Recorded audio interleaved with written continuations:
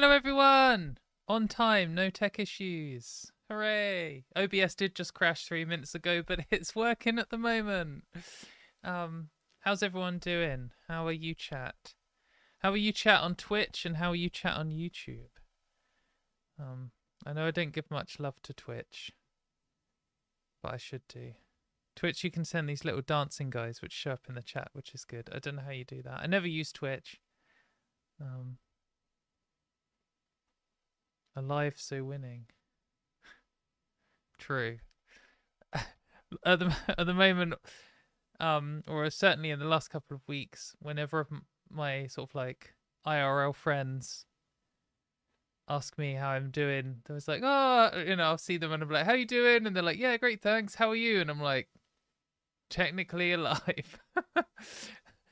Which, it's about as much as you can hope for in today's politics in the UK, but that's something.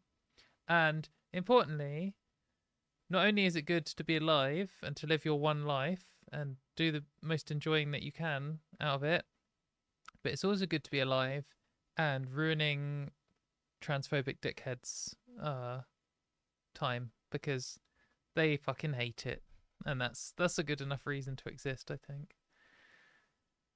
Yes, I was on time. Very rude. I know I wasn't on time the last two, but one was because I couldn't be bothered, and the other one was because we were having tech issues. So but I was kind of early this time, which is good. Audio is still low. Yeah, I need to. And I can't. I mean, I can probably boost it here. Maybe I should try that. What can we do? We're already boosting it loads, but I can put it up a little bit more. Let's see if this... How is that? That is now louder than it was. What does everyone think of the volume increase? I know lots of people have complained about the volume before. Living out of spite, yeah. Noticeable increase. Yeah, well, I just put it up from +14 to +21, so that's definitely an increase. I think it's now going into the red zone sometimes, so I do need to put it down a tiny bit. I'll go to +20 and see if that helps. Might be some puh sounds which get into the red zone. I don't know. We'll see. Great. Oh wow. Okay. I'm glad it's made it better for everyone. How's everyone's week been? Good, I hope. We have some things to cover. Oh yeah, okay, let's just cover this first. It's not really a news item, but we did discuss it last week. Let's just get it up. So we can go to Social Blade, which keeps track of all kinds of things, and we can do a comparison here and compare to a certain someone and have a look at our amount of subscribers. And oh, look at this. Yeah. We just overtook today. So thank you very much everyone for subscribing. We have now officially surpassed Graham Linehan in number of subscribers. Though apparently subscriber rank is still one lower than his. I don't know how Social Blade works, but we're beating him on one number. Oh, sorry, I've cut it off the edge. There we go. Success. Wait, it was the number. There. You have to go right on the edge. It just happened today. So, that's something.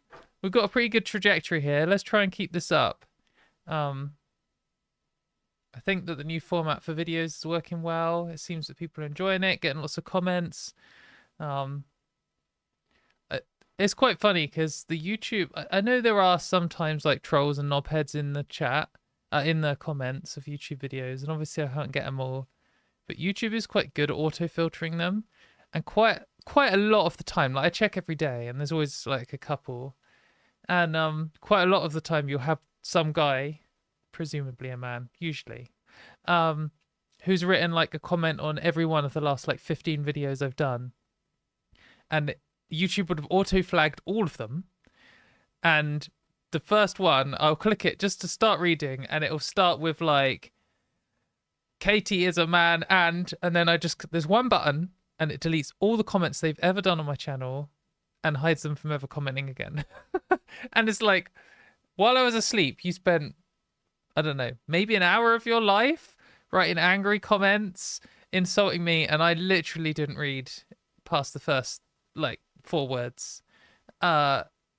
It's quite satisfying. But also it does auto delete a lot of comments, which is a bit annoying. Even ones that I approve seem to sometimes get deleted. I don't know. I don't quite know what it's doing, but I generally leave people who are arguing, because I think arguing is good, even if they're arguing a bullshit position. Because sometimes it's good for passers-by to see you lot in the comments pushing back against them, to see what the arguments are. But if someone's just going to be insulting or use slurs or other things like that, then I just, goodbye, all gone in one. But right, maybe we should start doing some real news stuff. So I think the first thing we're going to talk about is this. What's the best one to start on? Got that one twice, excellent. It's a summary. Got that one twice too. Okay, good stuff.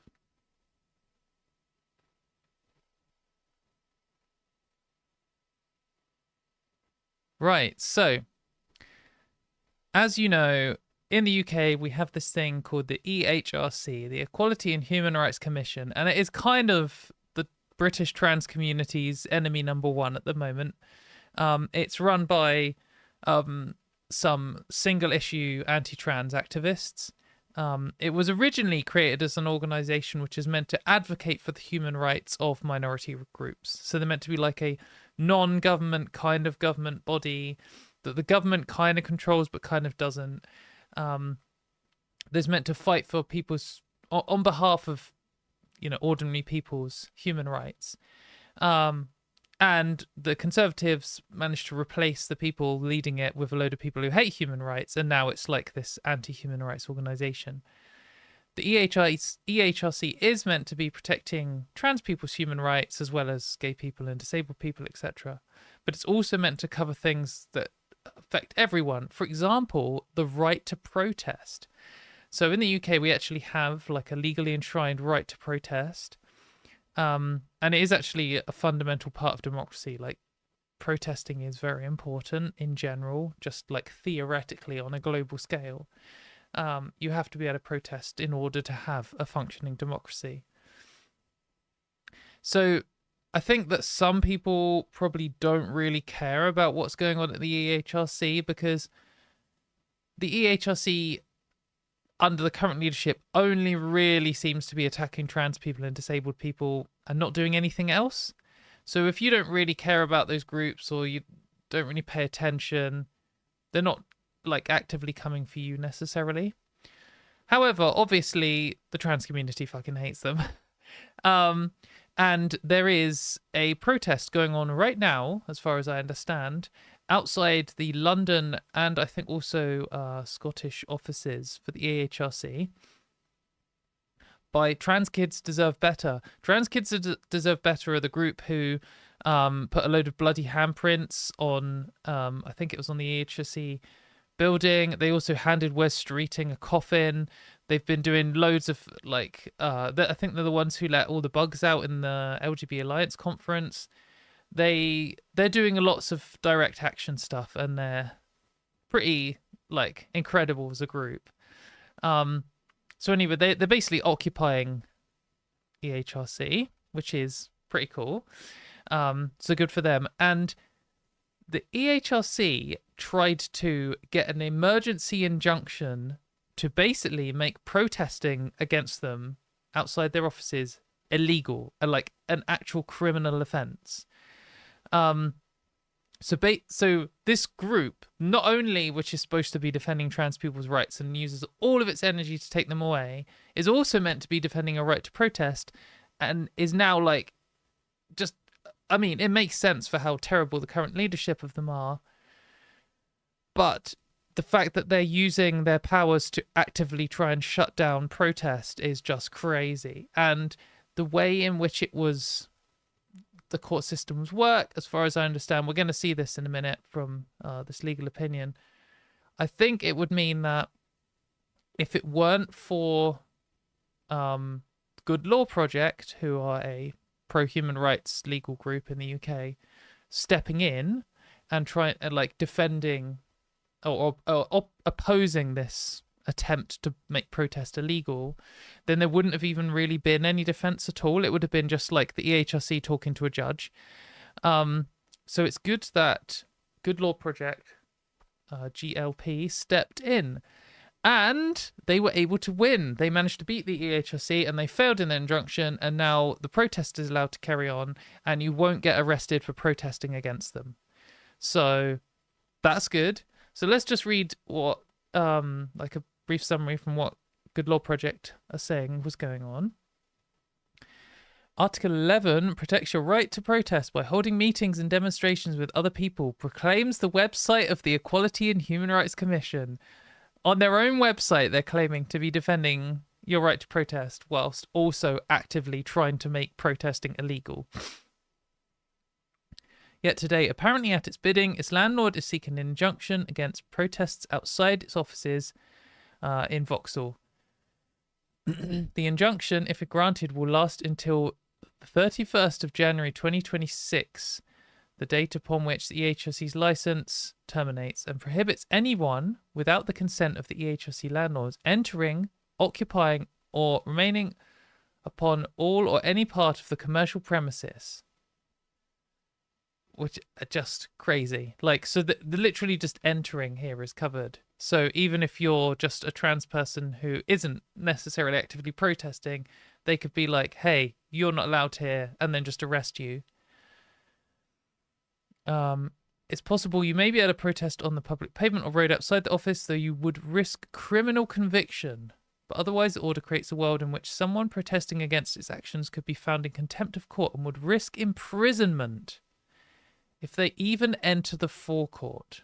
So really, like, grim, authoritarian bullshit going on here. Bearing in mind, the reason that people are protesting against them isn't because they disagree about politics and like, oh yeah, we think that we should be taxing the top 1%, 50%, and we think it should be 45%. You know, that's like a politics disagreement. It's not like, oh, should we be building nuclear submarines or not? That's definitely a like geopolitics thing. Is literally this group is saying we should take away the human rights and freedoms of a group of people, and we're going to do it without even involving this group of people. Bearing in mind that the EHRC put out its interim guidance, which said that trans people, trans women and trans men should be able to be banned from men's and women's spaces, both banned from both sets of spaces. So that would include men's toilets and women's toilets, men's changing rooms and women's changing rooms,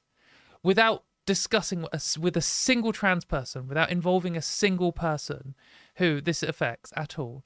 So they just straight up said trans people should be banned from public. We haven't even talked to a trans person. And then obviously people are going to protest against that, and they're saying it should be illegal to protest against us. Just insane how like evil the people running the ship at the moment are. The application was sparked by an entirely peaceful encampment by Trans Kids Deserve Better, which concluded as planned on Friday the 30th. So they, I don't think they are still there, but maybe they are, I don't know. But I'm sure someone will be back. They left loads of signs. Its chair was appointed by Liz Truss. So if you're not British, you might not even know the name Liz Truss. But Liz Truss was our Prime Minister. She's the one who lost in the survival competition with a lettuce. She was Prime Minister for like 1 week and 1 day or something. But in that time, oh no, actually, I think maybe when she was in a previous position in the previous prime minister. Anyway, at some point, Liz Truss, who is a fucking idiot, put Kishwa Falconer in charge, and solely because she hates trans people. Although it is obliged to defend free speech, she said it is unacceptable to question the integrity of the regulator. Like, it just sounds like something out of a fucking dystopian sci-fi comic book with Judge Dredd in or something. It is unacceptable to question the integrity of the regulator. The regulator could be a bad like, it's like her with like a robot arm or something, and some 80s style hover car. Although it's bound to protect the rights to protest, it appears to be seeking to ban protest outside its offices. This, like, in any kind of healthy media environment, which the UK absolutely does not have, this should be a major, like, news story. The group that's meant to defend your right to protest is trying to ban you from protesting against it taking away your human rights. Like, what the fuck? Just unreal. So anyway, Good Law Project intervened and they won, which is great. So we actually have a thing here from Joe Malm, who's the head of Good Law Project, and we might as well listen to what he has to say because it's short and informative. Oh, I don't think you can hear that. Let me turn it back on. Okay, hopefully you can hear this. I'm standing outside the central London offices of the Equality and Human Rights Commission. This is the body, you'll remember, that is in charge of protecting the right to protest. But following a week-long occupation and encampment of the space outside the EHRC by our French Councillors Deserve Better, the EHRC's landlord sought an injunction to stop anyone protesting outside its offices. I would be committing a criminal offence if that application for an injunction had succeeded by standing here and talking to you today. Good Law Project. Sorry to stop it there. Isn't that completely insane that it would be a criminal offence for him to just stand outside and record a video? Like, that's the level of... Like, it's not like saying, oh, yeah, if they turned up with a bunch of tents and set them up in the lobby and started having a barbecue and brought their dogs and, like, you know, brought a pool or something, oh, they should be allowed to move them outside or something. It's literally like, if you turn up and try and do a video about trans rights, you're going to jail. Mental. Was in court earlier today, trying to resist the EHRC's landlord's application for an injunction, and we succeeded. The judge said that the EHRC could not criminalise lawful protest outside the EHRC's offices.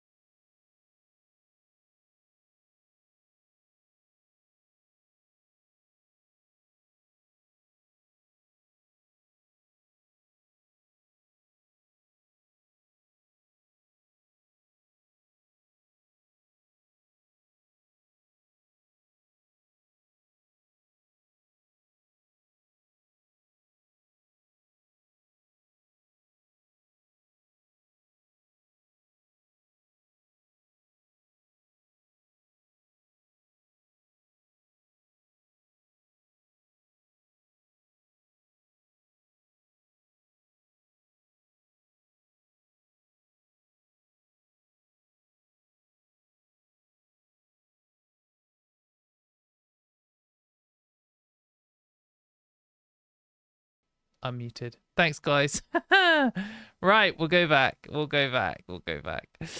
We listened to that last thing. Okay. Thanks, everyone. I'll edit that bit out. I'm standing out. Oh. Silence, fool. Okay. So what was I going to say about that? Can't remember what I said about this thing. That's fine. We'll clip that bit out. We also had a legal opinion here from ITN, which discusses the ruling, which was interesting. There's some stuff we know at the start, but it also says Good Law Project's application to intervene was granted, and GLP provided written and oral submissions on why the injunction should not be granted. Because the injunction was sought against persons unknown, the protesters, had GLP not intervened, the court would not have had the benefit of submissions opposing the injunction.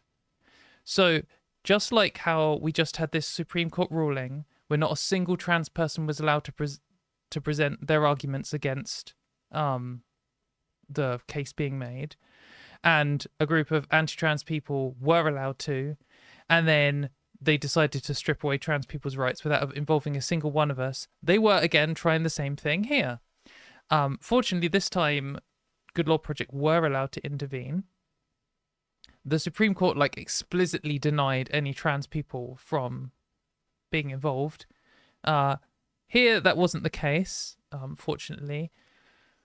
But it just shows how bullshit the whole system is. That if it weren't for a group which, I mean, how many groups are gonna risk their reputation going basically up against the state, take on these huge financial risks to fight on behalf of one of the poorest, lamest for funding groups in the country.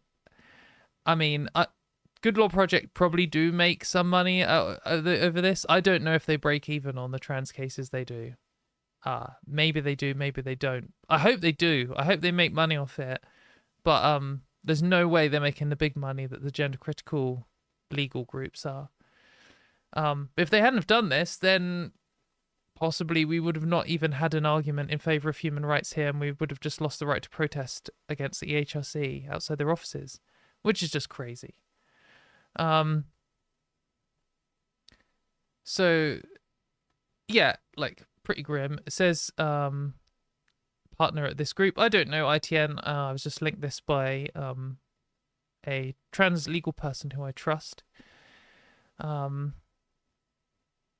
Persons unknown injunctions against protesters have become increasingly common in recent years, and their impact on freedom of speech and assembly are far-reaching. The consequences for anyone found to be in breach can include imprisonment and significant liability for costs. This case is a reminder that the rights of protesters remain a central consideration, and that applications for injunctions of this type can be successfully resisted. So this isn't just good for trans people. This is good for anyone who plans to protest against anything, because this pattern of an attempt by people who seek to oppress and silence others, there's a legal route that they can do it, which is this persons unknown thing, which is sometimes successful, and this is an example of people standing up to it. So that is good, and that has helped other people too. So it's not just helping trans people. So if you're not a trans person, you're watching this thinking, how does this affect me? You didn't, your right to protest is slightly stronger. And you might think, why would I want to protest? Well, if the government ever comes for your human rights, you might want to stand up and say something about it. But also had this comment here, from a trans legal person on Blue Sky. The most troubling part of the EHRC landlord's injunction application was that the lawyers attempted to ban future protests before they even happened, a form of prior restraint. They tried to justify the injunction by citing vague threats of direct action from trans kids deserve better. But then they argued that it should apply to everyone, simply because they can't always tell who is part of that group. And I know that the context is slightly different, but just hearing gender critical people make a "we can't always tell" argument is just incredible. Because, yeah, I mean, of course you can't tell. You can't tell who's trans or not. You can't tell who supports trans rights or not. I mean, probably if they're a normal looking person and they look like they have some kind of empathy or morality at all, and they're not wearing the uniform of the people who work there, then they probably support trans rights, and they're probably gonna protest against you, but you don't know. So maybe they'll be arresting the mailman and everything. Anyway, the EHRC loses again, which is good.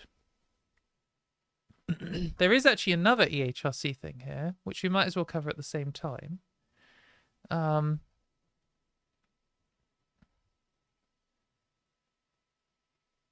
So there is another group suing the EHRC. Now, it's kind of hard to keep up with them all. This one is Liberty and the Civil Liberties Trust, or Liberty UK, I think they're sometimes known as. So we have, I think, Good Law Project are doing something, and Translucent are doing something, and an individual trans person is doing something, all already going on legal cases that involve the EHRC in some way. And this is another one. I do think it's good that multiple groups are taking multiple angles. We might lose some of these might drag on forever and not achieve anything. Some of them might win and not achieve anything even if they win.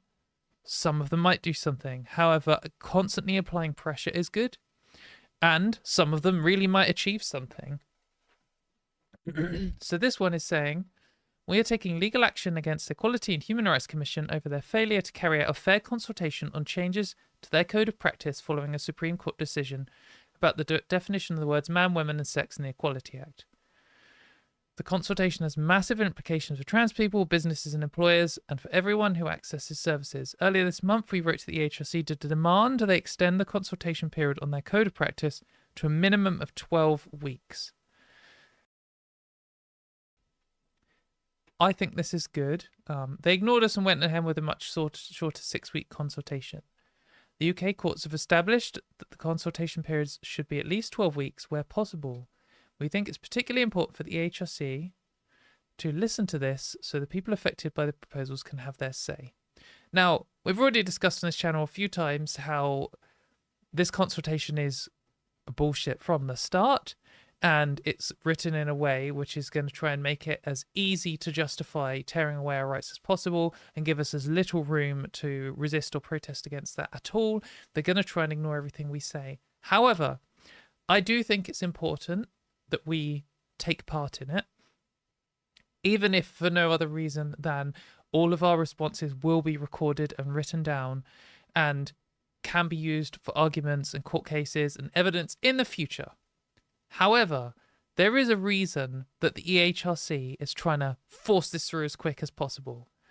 If they thought it doesn't matter what trans people say and do at all, they wouldn't have pushed out something without consultation. Then when pressured, they wouldn't have just announced a quick 2-week consultation, which we had to fight tooth and nail to even get to 6 weeks, let alone 12 weeks. They want this to go as quick as possible with as little participation as possible, because they know every one of us who writes in is a headache for them.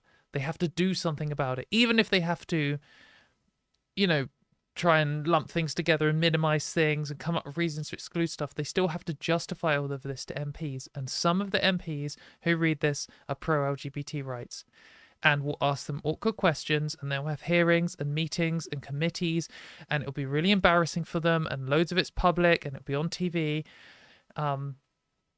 It will be a nightmare for them. If this, it being extended to 6 weeks is already bad for them. If it gets extended to 12 weeks, that's really bad for them. And it's not just bad because it makes them do more. It gives them a headache. It makes them squirm more. That is true, and I think that's a good reason. But also, the person leading this group, we probably talked about this before, but not everyone knows. The person leading this group, Kishore Falconer, her contract runs out at some point this year. I think it's November. And they want to get this through before she is gone, because they don't know who's going to be in charge next. Maybe it'll be another gender critical person. Maybe it'll be J.K. Rowling. Maybe it'll be Elon Musk. Who knows? It could be the worst person on earth, but it's unlikely to be, and it could easily be someone who's vaguely neutral or even pro-trans, which would be terrible for them, because if they've got this review and then we fill in a load of stuff in the consultation and then it's extended to 12 weeks and then they have to review all the data and there's some discussion with ministers and then she goes and then a new person comes in and they're even neutral and then they're the one who makes these decisions and they follow the correct procedure rather than this like authoritarian garbage that the current leadership are doing, we could end up with a new set of guidelines that protect trans people's rights, and that'd be terrible for them. So I do think that this legal case is good. I think it's a good thing to be fighting for. In my non-legal, non-expert opinion, I think it's good from a politics angle. Whether it's good from a law angle, law is fucking black box nightmare magic to me. Anyway, you can donate to this cause. You can read more about it, and you can donate to it. They are they've already met their original target, which is good. But they're stretching to £15,000 and they're nearly there. So if you would like to support something, you can. I'm not affiliated with this group in any way. I haven't actually talked to anyone who works here, I don't think. But I know they have done other good things in the past. So the EHRC is going to be on a losing spree. The more stuff they lose, the more embarrassing it is for them, the more of a mess it becomes for politicians, the more of a headache it is, and the more they want to get rid of the culture warriors like this and put some normal, boring person in charge who will have to listen to what we say. If you can't sleep, read legal documents. Yeah. Unless you're a lawyer. It's a bit like... no, I'm going to do it now. This is probably a really inappropriate comparison, so I'm sorry. Sorry if this is bullshit, but like I was going to say, if you can't sleep, read legal documents, unless you're a lawyer, in which case reading legal documents might get you like fired up and excited. And it's a bit like energy drinks for people with ADHD. Like if you don't have ADHD and you drink energy drinks, they get you all hyped up. But if you do, they don't, and they kind of relax you and put you into a good, like calm mental state. So, I'm sorry to everyone with the ADHD and who's watching this. This is a terrible comparison. But I've said it now. It's too late. I'm cancelled. Don't cancel me too hard. Anyway, let's move on. Let's talk about something else. Let's talk about Download Festival. So Download Festival is a music festival in the UK. It is the biggest rock and metal festival in the UK. I would have really cringed when I was like 16 or something when I first went if someone described it as a rock festival, but it kind of is a rock festival. In my snobby elitist opinion, it's not a real metal festival. It does have a lot of good metal bands playing there. Has a lot of crap too. What I will say is, if you're a metalhead, just go to any metal festival in Europe. They are all better than Download. Like that isn't just because of what I'm about to tell you about their garbage position on trans people. I have literally been saying that for 20 years. Yeah, 20 years. Oh God, that's pretty depressing. I went to Download in 2007 and 2021, the first one back after COVID. And I would never go again anyway. It's big, expensive, unimpressive, unexciting, lazy, not very good bands, poorly laid out, bad organization. By the way, if you have a good time at Download, great. It's still good. It's still a music festival. There are still really good bands there. It's in the UK. It's convenient for people who live in the UK. I had an amazing time every time I went. I just think there are better options. Anyway, none of you care about this. Let's get on to talking about what's going on here. So Download Festival is coming up. It's in might even be this month. It's soon anyway. It'll be on the rainiest weekend of summer because it always is.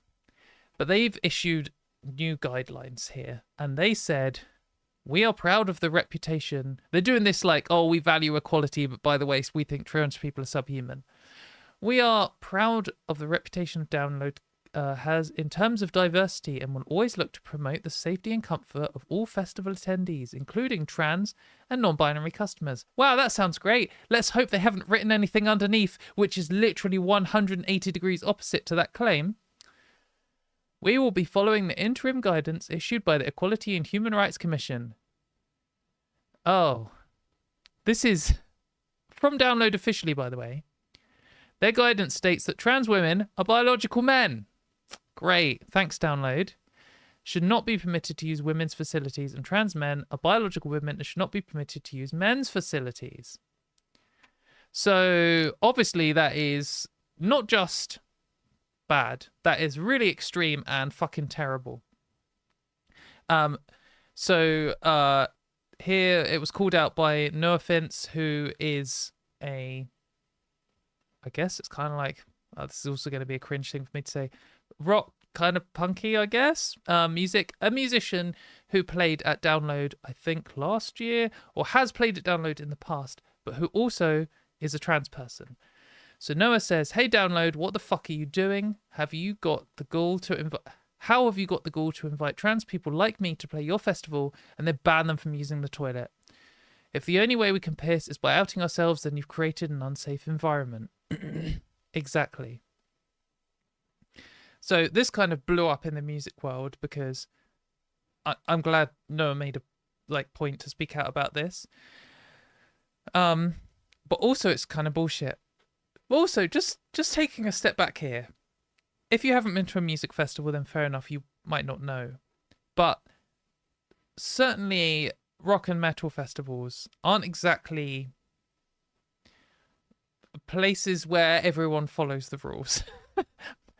I mean, they're kind of like famously like sex, drugs, and rock and roll. There's some dubious stuff that goes on. There's certainly a lot of extracurricular substances being taken.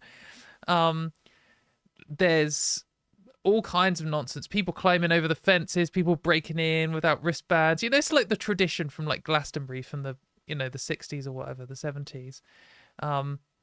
It's a festival thing, but the idea that anyone is going to follow a sign on a portaloo that says male or female, insane. Like, that is never going to happen. I have been to music festivals where they do have like signs, men's and women's, on individual portaloos. They have like a block. So a portaloo, for anyone who doesn't know, it's like those automatic plastic box things. It's like the whole box is all in one built-in thing, and it has a single toilet in it, and often they have some like chemical sludge at the bottom or something.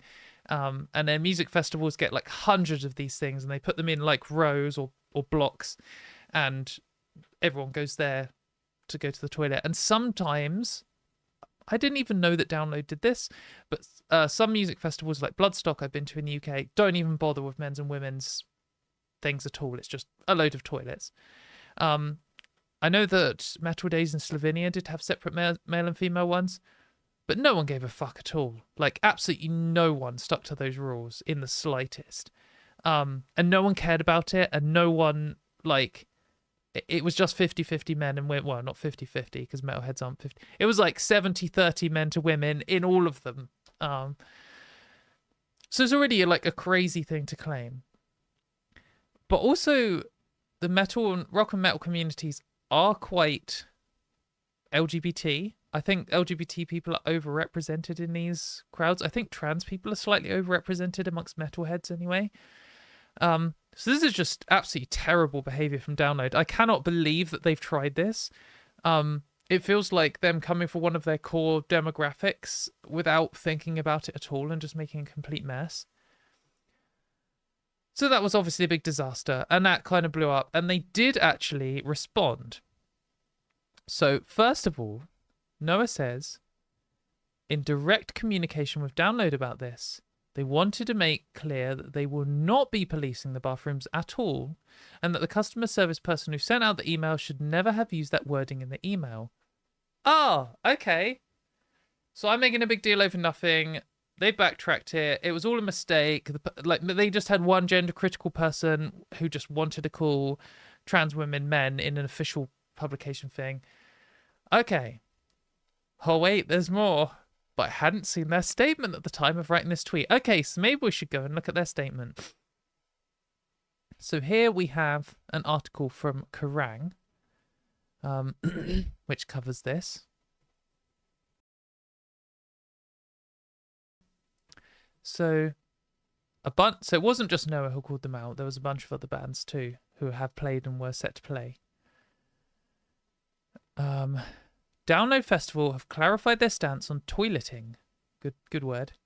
Followed by a backlash yesterday that previously said they would be following the interim guidance and called trans women men. Okay. The festival responded to public backlash and confirmed that bathrooms are not going to be policed in this manner. Then here's the actual... We can read the actual thing from them here. We stand with all members of our community and want everyone to feel safe, supported and welcome at Download. Thanks a lot. Didn't want to click on that, but here we are. Okay. Starting off good. Starting off strong. Let's see where they go. At the heart of Download is acceptance. Great. We stand with all members of our community and want everyone to feel safe, supported and welcome at the festival. Again, pretty good.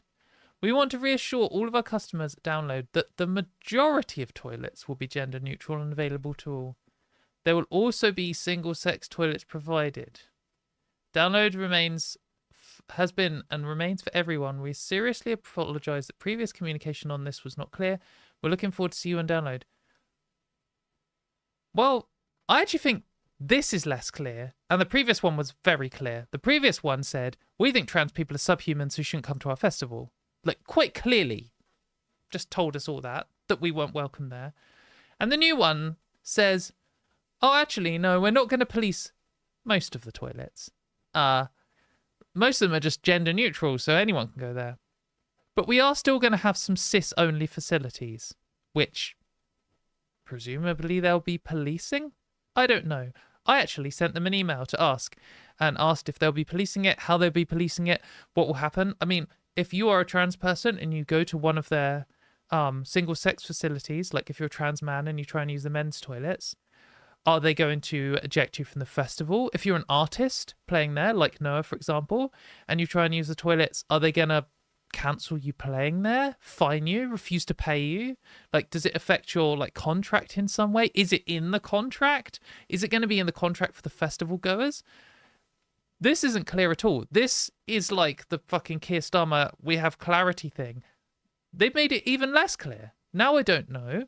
Like, if you go to a Portaloo and one has a, like, some of these Portaloos, they go from one festival to another festival to another festival, and they do clean them all. Well, they should do. They clean them all. But sometimes they still have the like the metal plaques and stuff they put in from other ones, and you can tell it's been to a festival from the weekend before. Sometimes, like at Bloodstock, you go, there'll be a whole row of toilets, none of them have a sign on, and then the one on the end has like the men only sign on or something, and it's the same as all the rest. And it's obviously they've just forgotten to screw the sign off. If you see a toilet like that at Download and you go there and then the security guard thinks you look wrong, are they going to come and cut your wristband off and kick you out? Who knows? Like, they've said that some of them are going to be, like, when they say single sex, do they mean just men's and women's toilets like it's been in most places in the country for the last, like, 100 years, where women like me would still just use the women's toilets like I do every single day? Or do they mean it in this kind of we're science deniers and we think trans people should be banned from public kind of way that they said in their previous communication? Like, they apologized that it wasn't clear. But it was clear. They shouldn't be apologizing for the level of clarity. They should be apologizing for the fact that it was dehumanizing, abusive, called us slurs, and said that trans people like shouldn't even be attending the site at all. You can't go to a festival without going to the toilet. Like, what are you fucking talking about? If you say trans people are banned from the toilets, trans people are banned from the festival. There's no one is going to a festival without going to the toilet in a whole day or a whole weekend. So yeah, I don't think this is acceptable at all. I know I've seen some people saying, oh, thank God they backed down. They haven't backed down. They've said, oh, actually, no, it's fine because most of the toilets we don't care about, so trans people can use them. What about the rest? And they haven't apologized.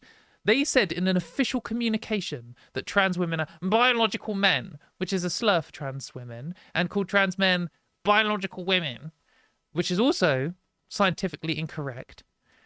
And they haven't apologized for that at all. You're not inclusive. Get fucked.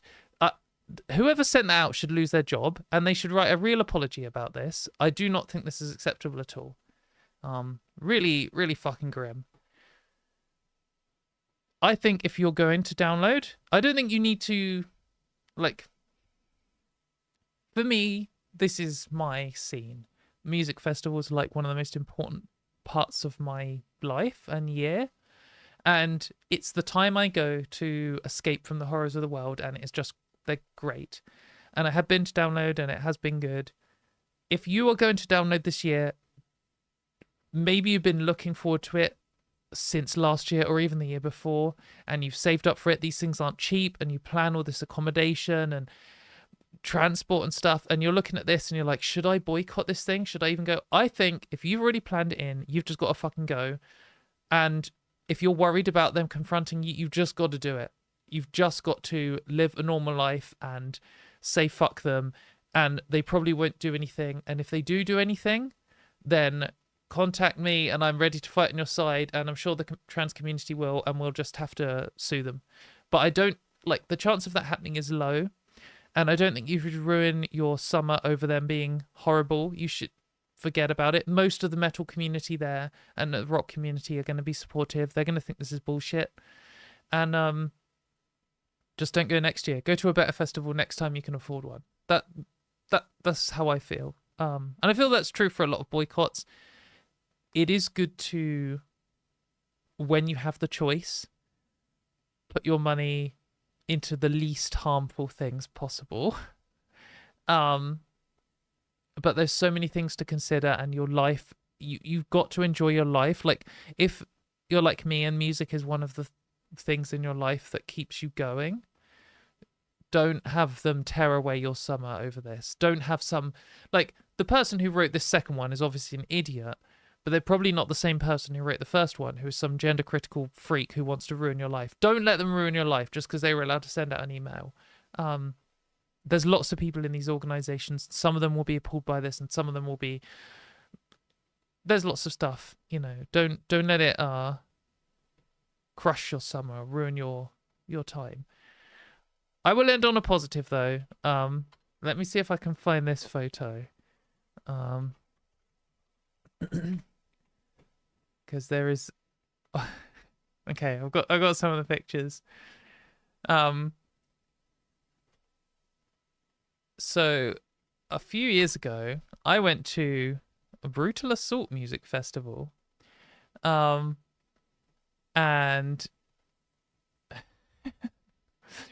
there was there's a band called Gutalax, who, it's hard to explain to non-metalheads. It's kind of disgusting, and that's kind of the point. There's a band who basically their entire theme is poo and toilets and stuff, and it's kind of like a big joke, and they come out wearing like hazmat suits, and the crowd, everyone knows it and is kind of in on the joke, and if you don't know it, you're like, what the hell is going on? Everyone turns up with toilet roll. People turn up with toilet brushes and then like put chocolate on them or whatever. It's just like, it's genuinely disgusting. The music's abrasive and horrible to listen to. This is what being a metalhead is about. It's just sometimes you get these bands and they just sing about something horrible, and it's about pushing the boundaries of taste and human comfort, and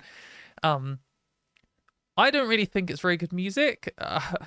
No offense if they're watching. I think it's kind of rubbish, but it's an experience. Like, you go, you see Gutalax once and you're like, well, I've never seen so much toilet roll in the air before. People turn up with all kinds of weird costumes, and one of my friends, her thing is getting a load of tampons and dunking them in red wine and then just throwing them when she's in the crowd. It's, you're not going to get it if you're not a metalhead. I'm sure the gender criticals are like, what the fuck is this? I would just like to point out that the 99.9% of the people in this crowd are cis people. Anyway, this is in Czechia, or which formerly known as Czech Republic, in Europe. and they crowd surfed Portaloo, which was disgusting. This was at like 10 a.m. on the final day, day 4 of the festival. Look how big the crowd is. Like, it's kind of packed out for how early it is. And oh, it's a terrible picture. It was an experience. I wonder if we can. Is this a GIF of it? Can we watch this?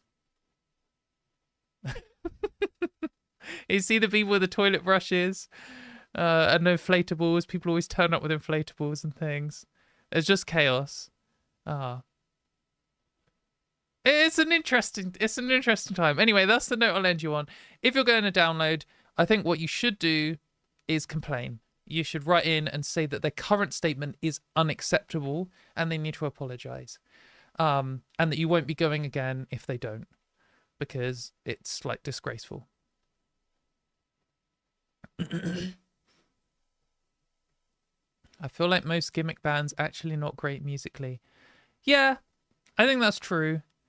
I'm just trying to think if there are any examples of gimmick bands which are good musically. There's got to be some. I should know this off the top of my head, really. I mean, Slam is kind of a gimmick. There's a lot of good Slam bands, if you like that kind of rubbish, like I do. Anyway, right. Let's see what else we got to talk about. We have. Okay, yeah. This is music related. It's on theme, and it's another kind of good. The thing is, in the current moment in time, there's not much like truly good news, but there is a lot of news covering protests and pushbacks and organizations backing down, and that is good news. And this next thing we're going to talk about is in that kind of vein of good news. So there's kind of two stories here. One is there's a musician called Kate Nash, and she has released a new single, and it's like, it's not just pro-trans, it's like explicitly anti-gender critical.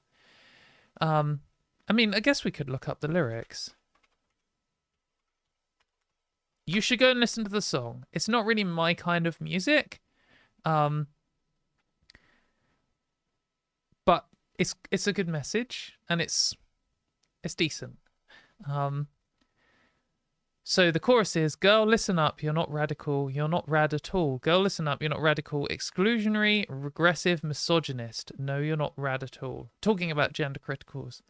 Like, she's very explicit. It's not just like subtle. I feel no threat from any trans person that might be in the toilets. I've never felt threatened by a trans person, as it turns out.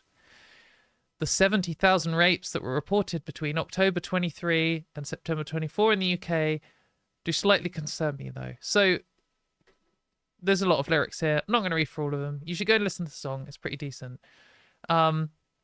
Especially if you like Kate Nash's music. I'm sorry if Kate Nash ever watches this. We were just talking about metal. Release a metal remix of it, and then maybe I'll be more interested. But we have an article in The Guardian about it. And The Guardian is... there's like a US branch of The Guardian and there's a UK branch of The Guardian, and both of them are supposedly centre-left.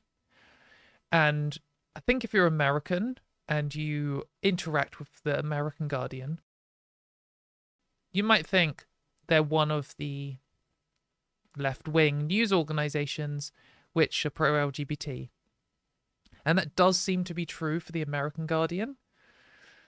But in the UK... we truly, left to right, wall to wall, have only had anti-trans media. The UK Guardian has been, like, aggressively anti-trans for, like, a decade now. They do sometimes post the occasional pro-trans article or an article by a trans person, more than, like, The Telegraph ever has. But still, generally, the output was, like, 90% anti-trans, and they would platform real extremists, like people who want to like eradicate trans people altogether and sell them as like valid concerns. I really fucking hate The Guardian for what they've done over the last 10 years. It's not just like they're slightly bad. They were terrible. Worse than the BBC, worse than like some others, because they were trying to present these like really extreme anti-trans, like trans eliminationist, cis supremacist people and positions as left-wing positions, which is really grim. When you read it in like, one of these far-right magazine bullshit things, then you're like, okay, of course they're going to say this. But when it's coming from The Guardian, are you just worried about what left-wing people who don't know anything about trans rights might think from it? Anyway, this article is slightly different, and it may be representative of a slight tonal shift at The Guardian. There's been a lot of changes behind the scenes. They were kind of two newspapers, and then one of them's changed ownership, and the editors have moved around, and some of the gender critical people who used to write there all the time have now moved on to somewhere else. So, cautiously optimistic. Anyway, I highlighted this article for a specific reason. We are getting there. In Kate Nash's new single, released last week, the 37-year-old musician and actor has coined a new acronym, GERM. Girl, exclusionary, regressive, misogynist. I don't know if I really want to comment on this. That's fine. I'm trying to be at the point where whatever words people use, it's fine, as long as they're pushing in the right direction. I guess we do need to talk about how some people who really think they're feminists are anti-trans and they are supporting patriarchy and misogyny. But I would also point out the majority of transphobes aren't women, they're men. But anyway, who cares? It's fine. I'm not coming for Kate Nash. It's good lyrics. It's great. I'm not complaining. In the lyrics, she states, "You're not radical, you're not rad at all, and that using feminism to erase the rights of others and endanger them is inherently unfeminist." It arose from Nash seeing trans-exclusionary radical feminist, the contentious term TERF, as something of misnomer. Those who espouse gender-critical views are, in her opinion, neither radical nor feminist. Okay, this could be from any British newspaper, really. Because now it could go, oh, and this is why gender-critical views are totally valid. We'll see. The song was written in response to last month's Supreme Court ruling. Okay, here we go. Normally, what British news would do, right to left, would just state the Supreme Court ruling as it was, word for word. Then they would have a comment from Mayor Forstater or Helen Joyce, and then they'd move on. So let's see what they do. The song was written in response to the last month's Supreme Court ruling that the legal definition of woman ought to be based on biological sex. In brackets, a judgment that doctors at the British Medical Association have called scientifically illiterate. What's going on, guys? A journalist doing some journalism. Okay. All I've ever wanted for the whole trans debate and the British media on trans people is when they write something, they just do a fact check afterwards. They can have Helen Joyce or Mayor Forstater or J.K. Rowling or whoever write in their stupid opinion. They can write it in word for word. They can put in quotes saying trans people are subhuman or whatever, we should be eliminated. But when they make a claim like sex is binary and immutable, underneath, the next thing the journalist should do is look up to see what the experts say and just write it underneath. Just neutrally. They don't have to come for the gender critical people. They should platform a trans person too and fact check what the trans person says too. But they don't have to write it in necessarily in a way that maybe I would present the information, where I'm, not gonna present gender critical voices as equal authorities or worthy of being heard. If you're trying to be a sort of establishment newspaper, then you probably got to put some gender criticals in. Just fucking do this. This is all I've wanted ever. Just little brackets afterwards that says by the way, this is false. Like, or it doesn't even have, like, it can just be so neutral. This is just so neutral. A judgment the doctors at the British Medical Association have called scientifically illiterate. And a link. Perfect. That is so good. I don't think this would have... This wouldn't get through at the BBC. This wouldn't get through at the Times or the Telegraph. There's no way that editors would allow a little side thing like this. And I don't think that the Guardian normally allows this kind of thing. And that's why I feel, you know, this is just one piece of evidence. I've just heard rumblings and rumours, and it's hard to know. But I do think, like, this kind of thing, if we start getting more of this is how you undermine the gender critical movement. Not by... I mean, I could construct a good argument as to why this is, but the best thing we can do is just have the evidence afterwards. You can just have them there saying human rights should be based on biological sex, and biological sex is immutable and binary, and then you just have something underneath that says, well, all the experts don't think it's binary. They don't think it's immutable. And also, why should trans women not have legal protection from misogynistic sexism when they face it too? You know, you could just have a little paragraph underneath. That's real reporting. So, congratulations to Catherine Bromwich for getting a decent line into an article in The Guardian. Anyway, just to finish this little bit, I have a lot of trans people in my life that I care about. Nash tells me on the day that the track is released, this feminist trans debate, it's not a debate to me. A friend of mine was the victim of a hate crime last year. I took the ruling very personally. She says the time felt right for her to speak out. The LGBT community supports women so much, and they've been there for me in my life and career. That's why I think cis women really owe it to trans people to step up this moment. This song is for that community. Amazing. So, oh God. We get the on the other hand, though. We might as well read this part. Within hours of the song going live, she was trending on X, on Twitter. On the one hand, Nash was praised by the LGBT advocates and allies for showing support for trans people at a time when their rights are being eroded. It's just so weird to see it in a British newspaper. Like, is this The Guardian UK? We're on the... Oh, you can't even see it. We're on the UK website, guys. They just describe trans rights as being eroded. In The Guardian. Amazing. That's true. It is true. That's real journalism. But anyway, a lot of the queer community have been really grateful, says Nash. I've received some beautiful message about what that means. When there's so much uncertainty and fear and loss of confidence for a lot of trans people, that's been really moving. On the other hand, but I don't think this is... I think, fine. Gender-critical voices online suggested that Nash was enabling abusers by calling for trans women to be admitted to single-sex spaces. Insane, obviously. Nash finds the accusation absurd. Critiquing different ideologies is important, she says, but there is a difference between critical thinking and what's happening in this debate. I'm really open to nuanced conversations. I was preparing myself for this really amazing argument that stitches me up. A big gotcha moment. But all the insults are calling me old, a bint, a slag, and a has-been. I'm shocked at how juvenile and misogynistic the comments are.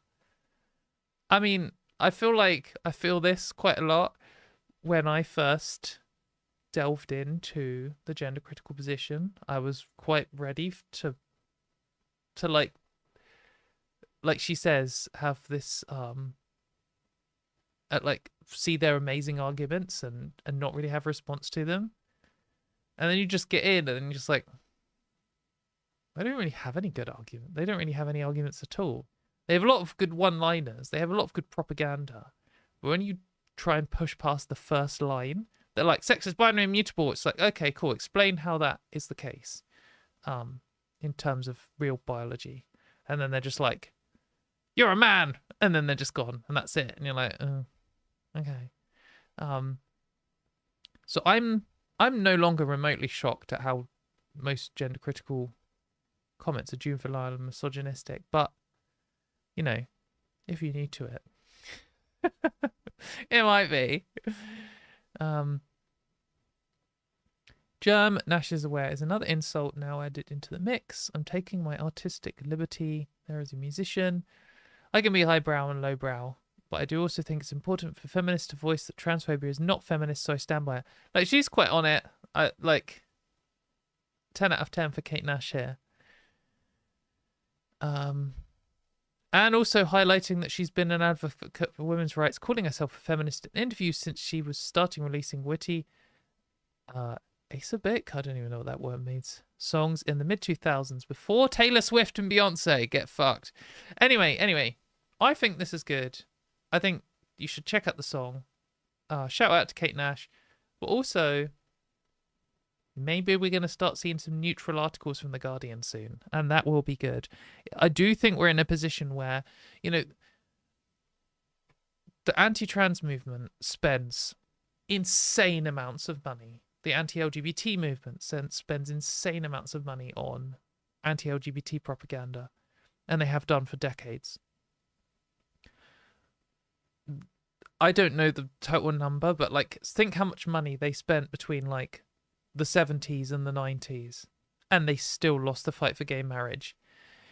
And the reason is they need wall-to-wall propaganda. They need a complete blackout on opposing voices, because as soon as you start delving past the one-liners and the fear-mongering and the sound bites and the unbacked up claims, it all just falls apart. And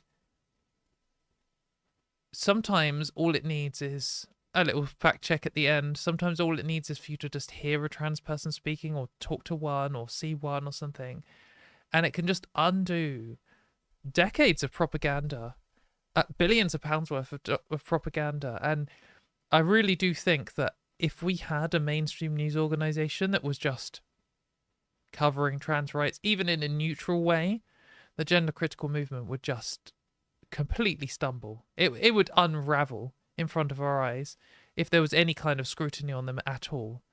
So I'm not going to be super optimistic, because it's the UK and we can't have nice things, but maybe we'll see.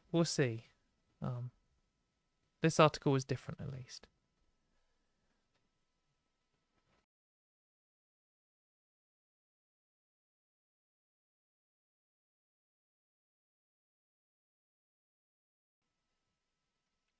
Somebody asking if exposing gender criticals is slowly becoming more profitable now. I don't think so. I think there's probably more interest in the pro-trans rights position since the Supreme Court ruling in the UK. And there probably is more interest in the US after all this Trump garbage. But I don't think it's ever going to be profitable. I don't think newspapers are run as profit machines, though. The Times and the Telegraph, their biggest contribution to the right-wing cause isn't the money they make. The Daily Mail probably is. No, I think the Daily Mail's also propaganda first, and it's probably true for the Guardian too. Newspapers set the conversation, and that is their value. The trans panic wouldn't exist at all if it wasn't for media organizations amplifying the the transphobic fear-mongering without fact-checking it afterwards. So I don't think they're just doing it for profit.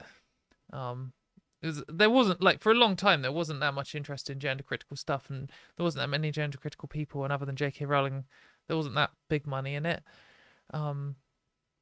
Where the money comes from is from these big hate groups like Heritage Foundation and the Republicans and all these billionaires like Elon and J.K. Rowling who have personal vendettas, and they care more about brainwashing people than they do about making money because they've already got the money. So, I don't know.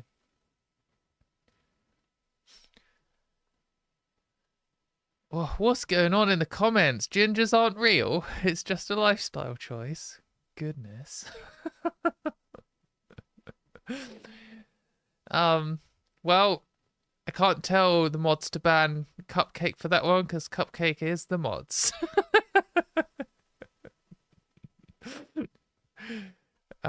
Sorry, apparently this is just an anti-ginger channel now. I'm going to have a talk with the mods afterwards. No, we support people of all hair colours in this channel. For sure. Yeah, right, okay. Let's talk about something else, shall we? What do we want, guys? Do we want... We've got some choices here. Do we want... J.K. Rowling replied to me again. Do we want to hear from... Do you want to see me responding to J.K. Rowling again? We've got the general gender critical argument that I want to go through. We've got something from the UN.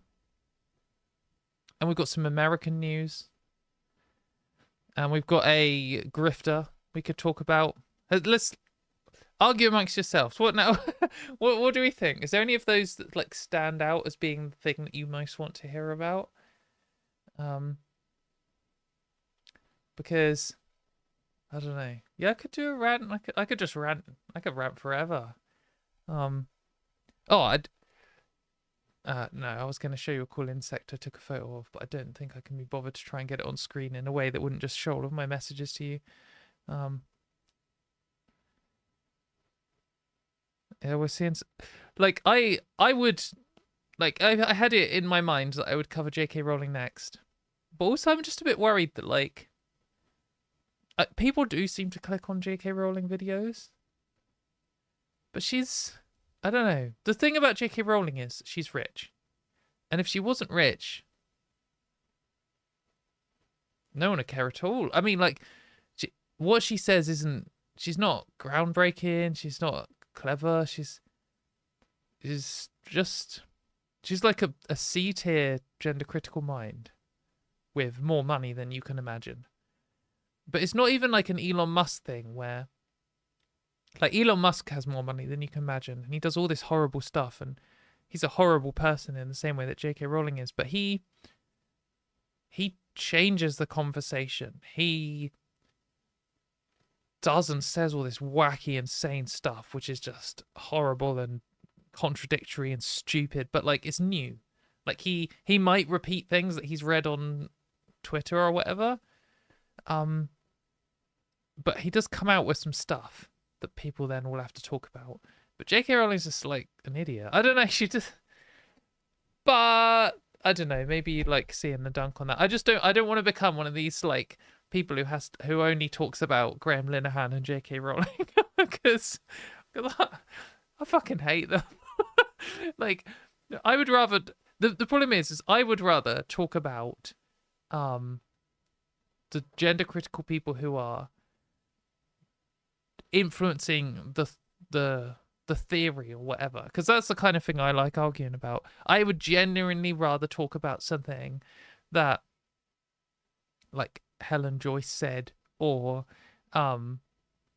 someone like that. I mean, I guess she's an idiot too, but it's different. Like, she has more arguments and sway and stuff than J.K. Rowling does. But even though she's one of the most prominent people, no one really knows who she is. And if I did a video saying, Helen Joyce said this, everyone would be like, nah, I don't think I'll click on that one. Because, like, who the fuck is that? If you're British, you might know who she is. But if you're not, you might be like, okay. Whereas everyone knows who J.K. Rowling is, so... Well, she's a little bit like Trump in that she's rich and stupid, but Trump, again, like, sets the conversation. He comes out with stuff and then everyone has to respond to it or defend it or have an opinion on it and stuff. J.K. Rowling comes out with stuff and you're like, oh yeah, well, I've seen that before. Like, she's not... There's nothing, like, there's no theorizing or cutting edge things or conversation changing stuff. Even when she wrote her original essay, when I read it, I was just like, oh yeah, I know this. And obviously I thought, well, that's just the entry point. I don't really know how to explain it. She just doesn't seem to have any, like, initiative. Yeah, anyway, it sounds like you want to talk about J.K. Rowling, so let's do that one. So... J.K. Rowling responded to me again. How exciting. So let's see what incredibly clever and cutting thing she said this time. So I said on Blue Sky, in response to the Labour Party banning trans women from the Labour Party Women's Conference, shortly before they then cancelled the entire conference and all of the other minority rights conferences. So they banned trans women, and then like hours later banned all women. But they just needed to make sure, before they just shut down women being able to discuss politics in the Labour Party, they wanted to make sure that they also fucking hate trans women even more. Pretty dumb. Anyway, I was responding to the news that trans women would be banned before I knew the whole conference would be banned. And I said, banning trans women from attending the Labour Women's Conference is a pretty clear violation of human rights. It's not even supported by the now broken Equality Act. I hope someone sues them over this. They will lose at the European Court of Human Rights. And when I'm saying human rights here, I actually meant the European Court of Human Rights. Like the agreement that we have signed up to in the UK along with a load of European nations, saying we will guarantee the following things of all of our citizens. And the European Court of Human Rights has consistently, even as recently as this year, ruled in favour of trans people's rights to privacy and rights to data protection, etc. And in order for the Labour Party to police banning trans people from the conference, they would have to violate your right to privacy. So it wouldn't be possible to do, so then they would lose in court. I didn't just mean a general, like, this is against our human rights, though that is true too, but I did specifically mean the European Court of Human Rights.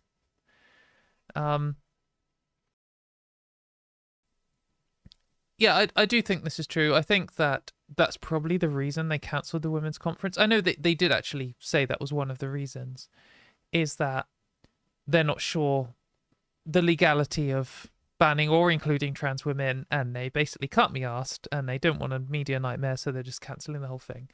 Which was always going to be the case, because although it brought clarity, according to Keir Starmer and the Labour Party, it has made a huge mess, and as we all knew it would, and also as we all knew, the gender criticals doing this, claiming they're defending women, was always going to result in this.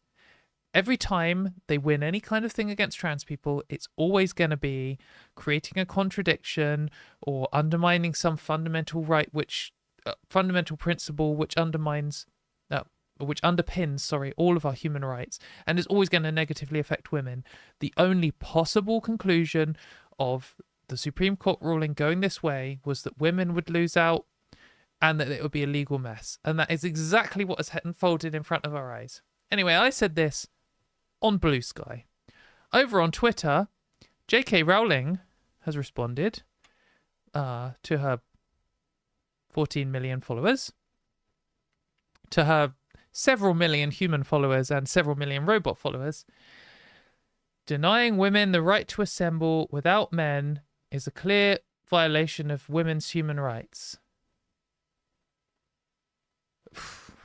So, oh, she's just so dumb. So, literally, yes.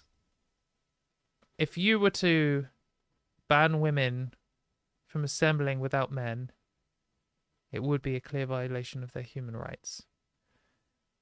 Of course, that isn't what I want. That isn't what I've done. That isn't what the Labour Party have done. That isn't what anyone's done. That's not what anyone wants.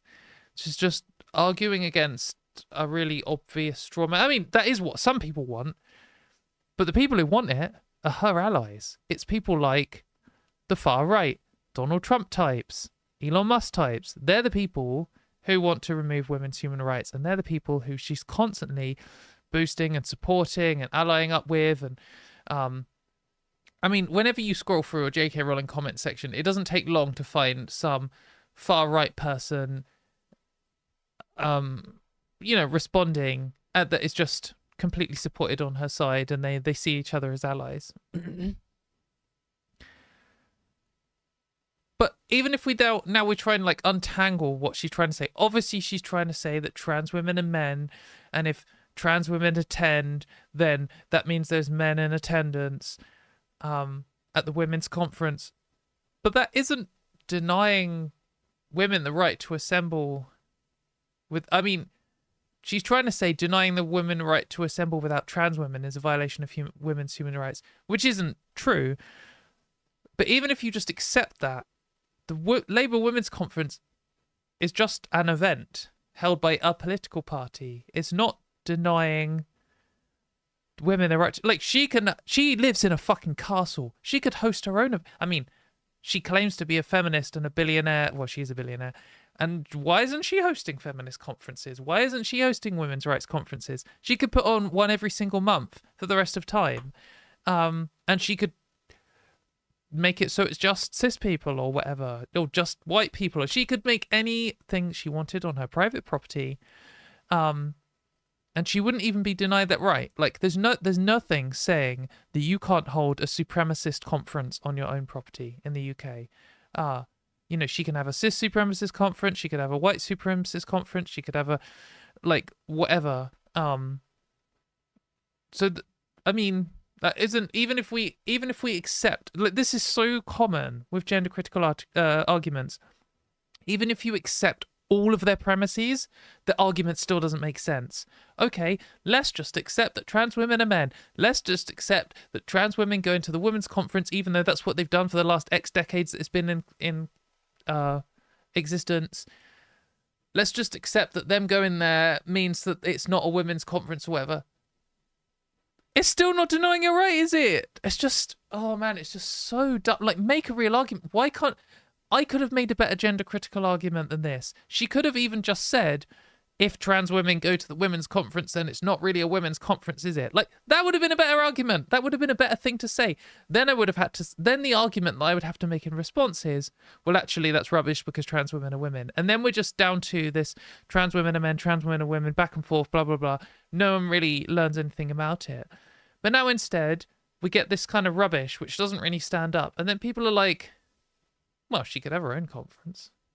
Like, I don't know. Like, why can't we have the Labour Women's Conference with all women, like it has been for the last so many years?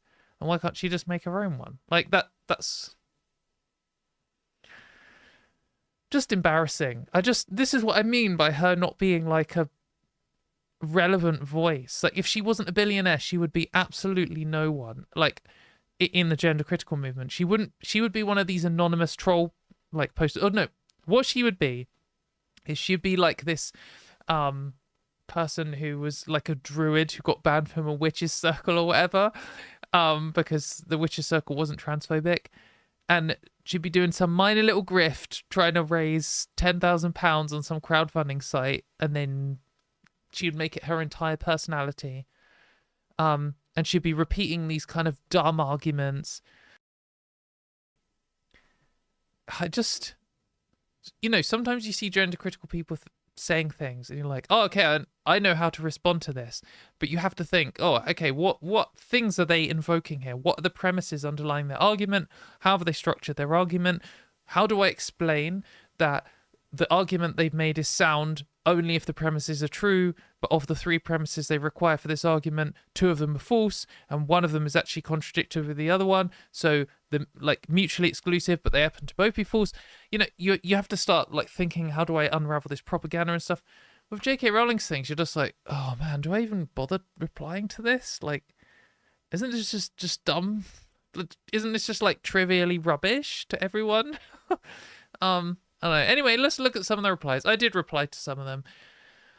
There's no point. Like, Twitter's completely suppressed my thing now because I say the word cis and I am pro women's rights and stuff. So they, you know, and then I'm disappeared. I don't pay for a blue tick, so there's no point using Twitter anymore. Men think that their women need to have their own sporting events and gatherings in a safe place where they're free to be themselves. There are plenty of menstrual institutions with appropriate facilities. Yeah, very, very funny. Colette Harrington. Let's see. Are you a left-wing feminist? Fox News. No conspiracy too big. Former radio host. Israel flag. Lives in Florida. Okay, cool, good stuff. Just a normal liberal lefty feminist type.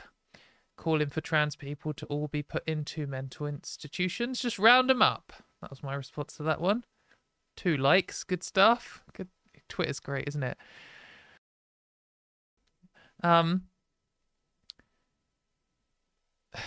Boring. Just boring response. Like, just rubbish. I can't even be bothered. Shellac here saying, this whole issue is really a clarification issue. Do we use biological sex, which exists in objective reality, or do we use people's metaphysical beliefs about the gender of their soul? Only the first one makes sense. I said, J.K. Rowling and the gender critical is arguing the categorization should be based on birth sex instead of biological sex. Your biological sex, typo, your biological sex is what measurable material properties you have now, not what you may have had in the past. And she responded, instant brain off. That's it. End of conversation. Thought terminating cliche time. I am not allowed to think about this anymore because I am gender critical and I do not have the answers. No mammals can change sex. I'm not wasting my time arguing the obvious. You must realize on some level that what you're saying is absurd and you are just playing nonsensical word games. Coming from a gender critical person, of course. So I said, if I knew what I was saying was something I couldn't defend, I'd say something like, I'm not going to waste my time arguing the obvious and then insult you. Anyway, this is like just an example. They always do this. They always say some claim like, we've got to only follow material reality. And then you're like, well, the material reality is that trans people's bodies change. Their sex characteristics change. Sex is just your material sex characteristics. That's all it is. And they're always like, they always do a mix of like, no, and then them just agreeing with what you're saying. I said, your biological sex is what measurable material properties you have now, not what you had in the past. This guy's just like, nope. They don't give a fuck. They'll claim that they believe in material reality, and then you say, what, this material reality, the real one? And they're like, no. Ridiculous. We did have one more good response. Oh, God. Man, when was... This is like some JPEG artifact nightmare from like 2002 or something. This guy. Who is this guy? There's just so many of these blue tick wankers on Twitter. Every man a philosopher king, free market, strong borders, generic Republican. Ugh, just so boring. American flag, no personality. Anyway, how many trans women does Katie share her own bathroom with? Because if the answer isn't above 4, then does she even really care about human rights? Ho ho ho! Good one, Anthony. Very funny. Oh... That's so witty. It's so good. Oh, hilarious. If you don't share your toilet with strangers, then you don't like human rights. He got me. I'm sick of people not willing to put their own toilet on the line of defense of so-called equality. Okay, mate. Well, I actually don't live with any trans people. However, I do have trans friends.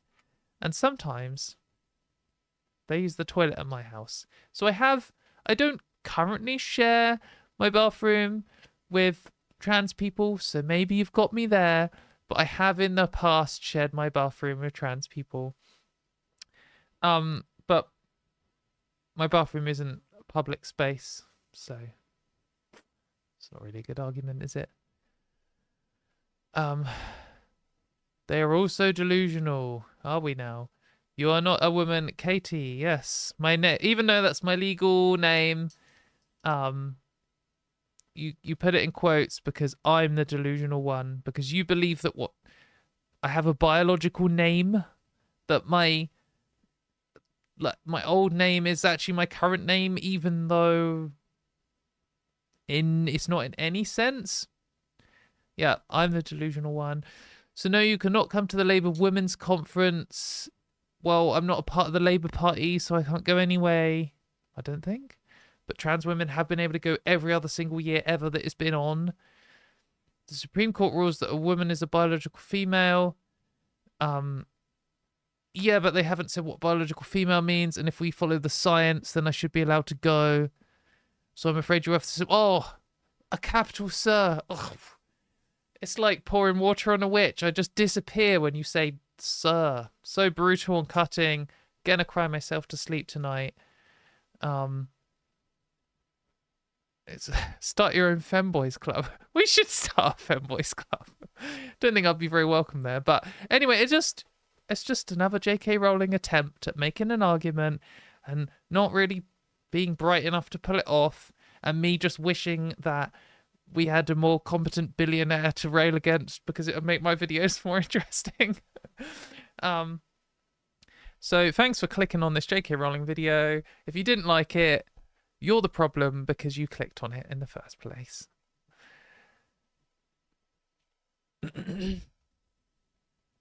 So, what else have we got? There's this quote, right? I just don't know whether I can cover this because... Well, I'm going to cover it now. I just don't know if I can make it into a standalone video. So this is from Lee Hurley at Trans Rights. And no, sorry, he's at Transagenda. I also think he's at Trans Rights, does he?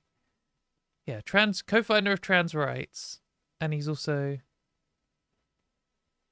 does football stuff. Anyway, Lee's great. You should follow Lee on whatever media platform you use, and you should also subscribe to the Trans Agenda, which is like his thing he puts out summarizing the news.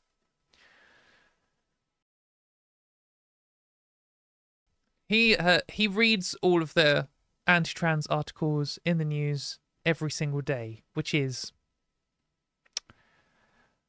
probably not the most sensible thing you can do. But, you know, he's doing it. He's still sane as far as I can tell.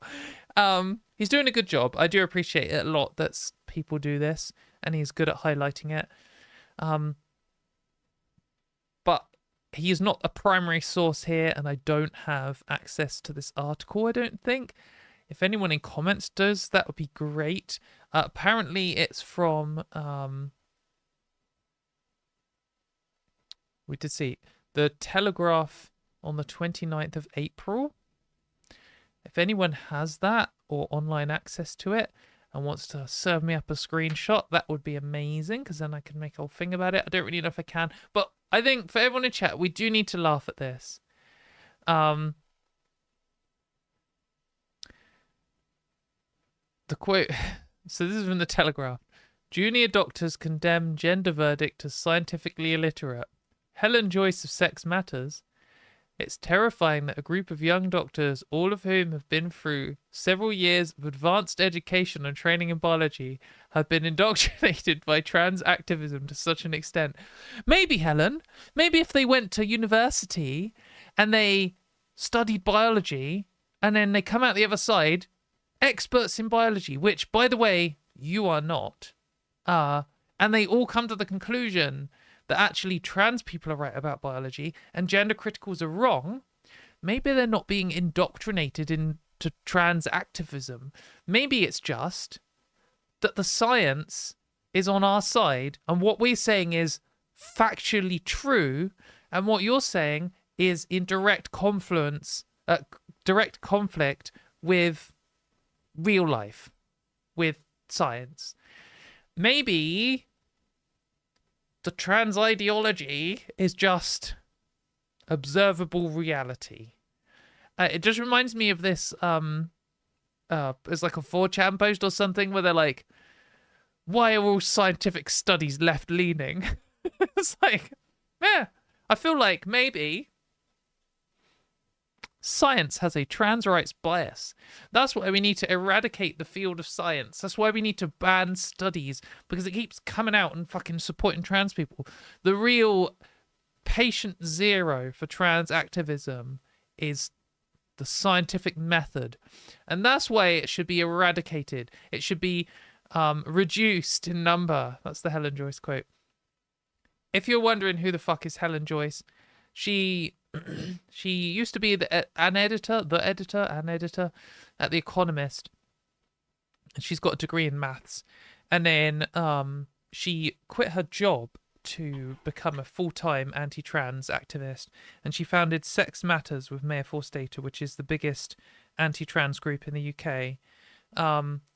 And she wrote a book about trans people without being an expert or doing any research, and made up a load of stuff. And like, she is an example of like a mediocre cis person falling upwards. You know, you hear of like mediocre men falling upwards and the glass ceiling, and women not being able to get roles and having like imposter syndrome and worrying about things, while these like fucking idiots are in power and in charge because they've all confidence and no substance. She is that. She is the cis person equivalent of that. She has no she really believes that she just knows everything, and just very obviously knows nothing, and just is not fazed by that at all. Like, she'll just go in the newspaper publicly and say, how come all the experts keep coming out in favor of trans rights? It must be trans indoctrination.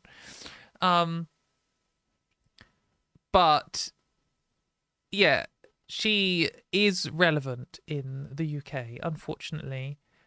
She is definitely talking to politicians and involved at the HRC and going on all these right-wing channels and stuff. But this is what I was saying about J.K. Rowling is, Helen Joyce is an idiot and a horrible person, etc.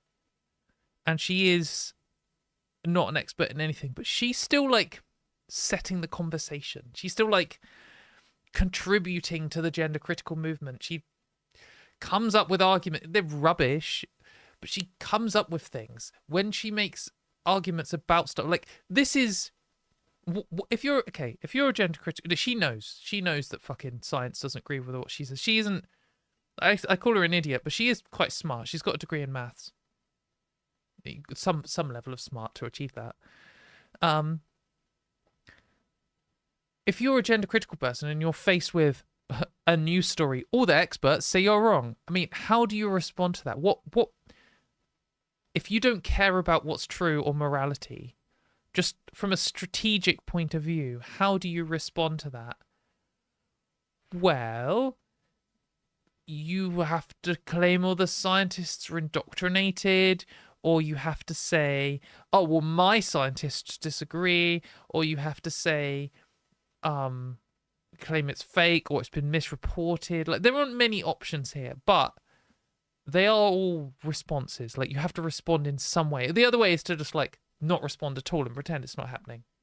But if she's been specifically pressured for a comment on this, maybe she's got to give a comment. And so she's gone for trans activists indoctrinating our students at university, the classic like right-wing angle of universities are indoctrinating people against religion, you know, the standard. I feel like if they asked J.K. Rowling this thing, she would be like, well, what if we banned student doctors from the toilet? And you'd just be like, what? There's no response. Like, you haven't even responded to the argument. That doesn't even make sense. So this is why, reluctantly, I would say I'd rather respond to Helen Joyce than J.K. Rowling, because at least she's kind of, I mean, it's terrible. It's embarrassing, but it's like a fun dunk. It's like, oh, look at what this person said. This is the position she's been forced into. Like, strategically, she is someone who doesn't care about what is true or not. So she cares about her ideology winning. She cares about being on the winning team. So when her winning team is presented with something which is quite bad for them, then she just needs a response. If I was presented with evidence, if I was in her position and presented with this evidence, and I'd be like, oh, well, maybe we're wrong and we need to change our views. But that's what you get for being a skeptic rather than a gender critical. I hope someone can find this screenshot. It would be great, even if I can just like edit it in over the top. So I'm not doing that rant again.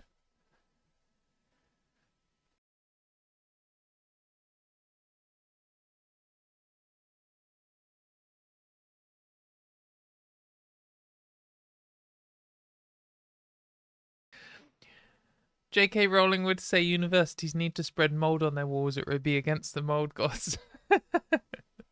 Yeah. Has anyone checked to see, like, because I know that she's got like a charity that with Baroness Homophobe or whatever her name is, um who in my opinion may or may not be homophobic. uh don't sue me. The what's her name, Winterbourne, the one who the lesbian Avengers turned up on her lawn and had lunch because she was pro Section 28, who now is gender critical, and they'll say has been a proud defender of gay rights, even though she's still saying things like publicly, like being gay is unnatural and they shouldn't have children. Man, what is she called? Baroness something of Winterbourne. Anyway, J.K. Rowling has a charity with her, and they presumably have buildings. Someone should do a mold check on them, see if they're indoctrinating the kids with mold spores. Anyway, that was a rubbish side bullshit, wasn't it?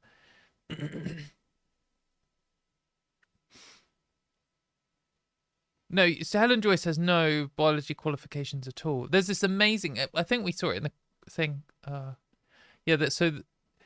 Helen Joyce applied to be an expert in a legal case there, and the judge says Helen Joyce does not have any formal education or qualifications in biology, let alone in gender, sex, or law. She's not an expert at all. She has no recognized expertise in any of the areas in which she expresses an opinion. Which is just true. I mean, she, like, quite literally is someone who hates trans people, who is so arrogant and full of themselves that they think they can just say anything and that be enough. Like, she doesn't need expertise or knowledge or understanding or first-hand experience or second-hand experience or to have interacted with trans people or to have read any of the literature or to have studied it. Like, she doesn't need any of those things because she is rich and posh and has media connections. That's it. Oh, sorry, I wasn't showing you the thing. Yeah, this is the quote.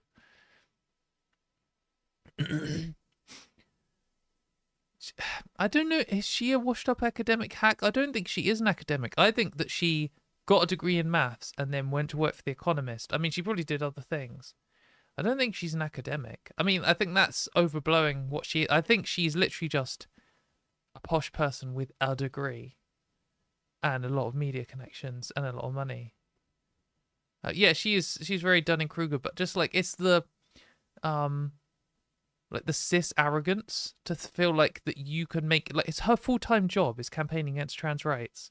To think that you just having an opinion makes you, like, relevant, whereas there are trans people who have, like, done degrees in feminism or in biology who are probably watching this, have an imposter syndrome, worried about writing a blog that says the truth about biology or feminism or history or something, and Helen Joyce is out there on stage saying things that are just like a 3-second Google search away of being proven false, and she just has the cis arrogance to just go and do that and talk about trans people because she knows that she doesn't face any real pushback, no real media scrutiny, nothing at stake, no financial struggles from doing this. Like, she is a product of the environment and her arrogance. And if either of those two things disappeared, she would disappear in a second. Like, as soon as the British media started scrutinizing what gender critical people said, like, she has said some fucking dark stuff.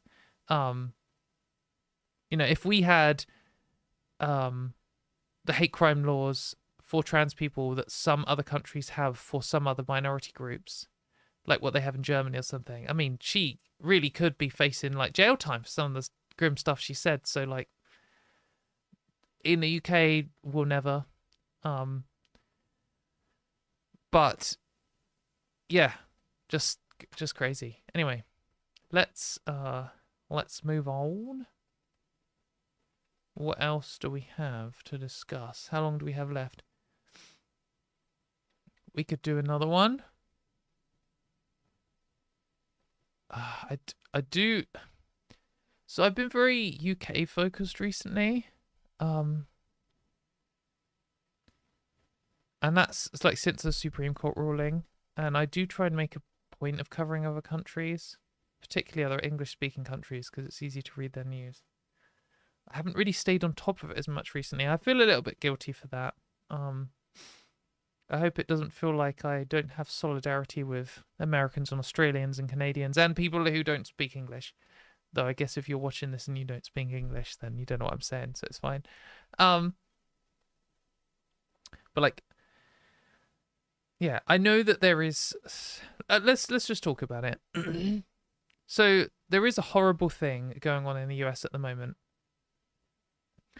So there's this Trump bill, big beautiful bill. I think it's this one. Whether it's that one or not, there is a Trump bill going through, and they originally had a clause in saying that trans healthcare for under 18s wouldn't be covered by Medicaid. But then they amended it and changed it so it said no trans people would get trans healthcare, and it's passed at the House, but still needs to pass at the Senate. So it's kind of why I've avoided talking about this, is because there's so much grim stuff going on in the UK that I'm trying to stay on top of. I don't necessarily feel informed enough to give all the details of what's happening here, and I don't want to cause panic. I don't think that this bill has passed into law yet, but I do think it has a real danger of doing so. But I thought it might be good to look at this article because this is written by, can I get this to a size where you can see it, hopefully? This is written by Caitlin Burns, who has been on this channel before, and who I trust a lot, and who is great, and you should check out her work. Look at this. MSNBC has a trans person who's a columnist who writes things. Like, in the UK, we could never.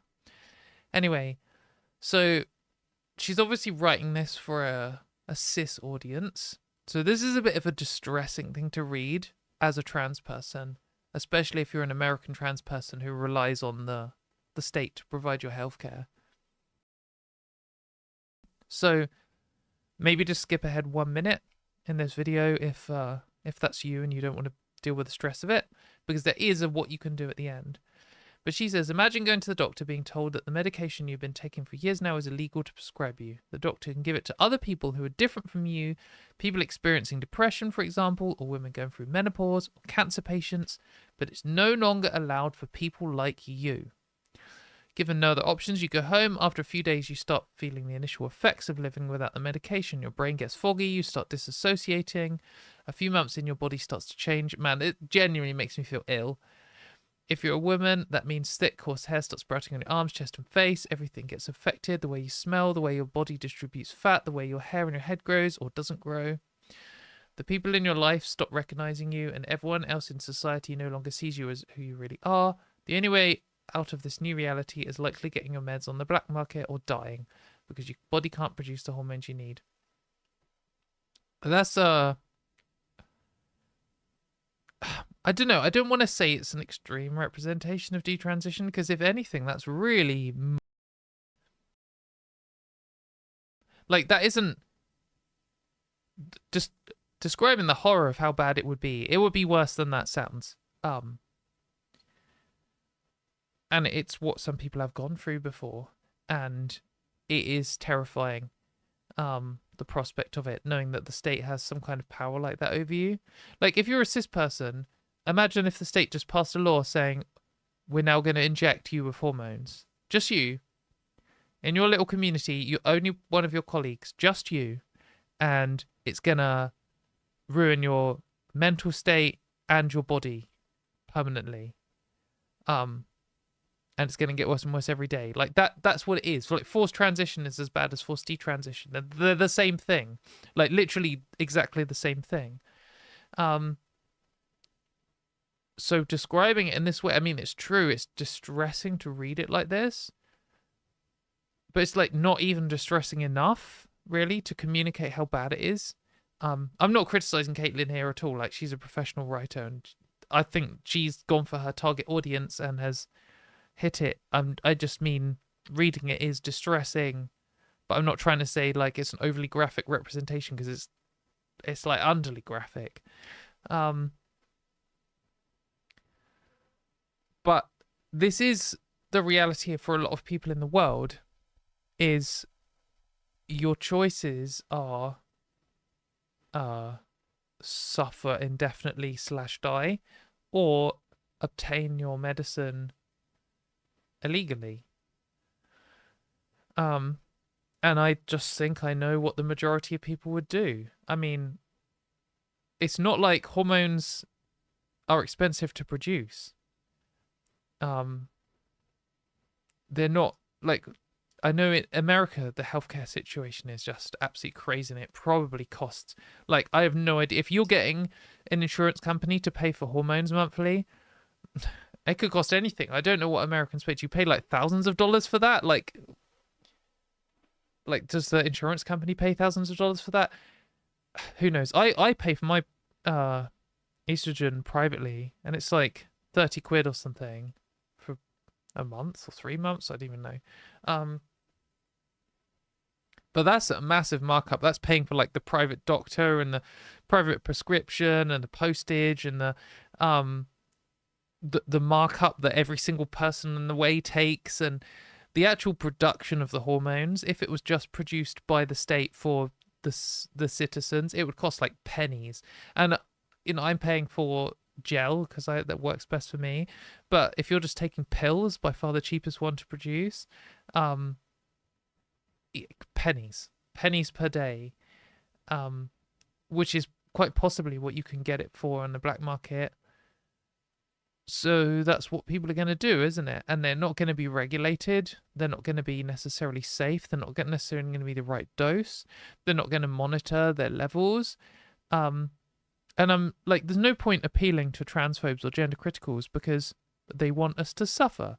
So if you say, well, what about these people who are taking hormones without support from their doctors, risking their health just in order to live? They'll just be like, good, I hope they suffer. But I hope that centrists or allies who aren't aware of the state of it can just see how bad this is. Because yeah, like it's really bleak. This is a case, and it's similar for things like abortion stuff. If you ban it, it will carry on at exactly the same rate. Like, it's not gonna, no one's gonna be like, oh, they made trans healthcare illegal. Oh, I guess I'll just detransition and live my life as a man then. Oh well, we lost this one. Like, it's just crazy. People are just inevitably going to go underground, and then everything gets riskier. And it's the same with abortion. Like, why would, if someone doesn't want to have a baby, they're not just going to be like, looks like I'm just going to have kids then. If they'll just get an abortion illegally in a riskier way, less regulated. Yeah, it's just really grim. So it says here, news broke of a manager's amendment to the budget that changed what was initially a ban on trans healthcare for youth on Medicaid to a ban on adult transition care. A change to one line in the budget bill removed a distinction between children and adults, thus expanding the ban to hundreds of thousands more people. I think she does say here 275,000 people in the US who are affected by this, which is a lot of people. Yeah, and it covers everything from surgery to hormone therapy. Yeah, and here she's saying about how if you've had GRS, then without hormones, then you do just get seriously ill because your body doesn't produce any and you need some. Like, all humans need some levels of hormones to function.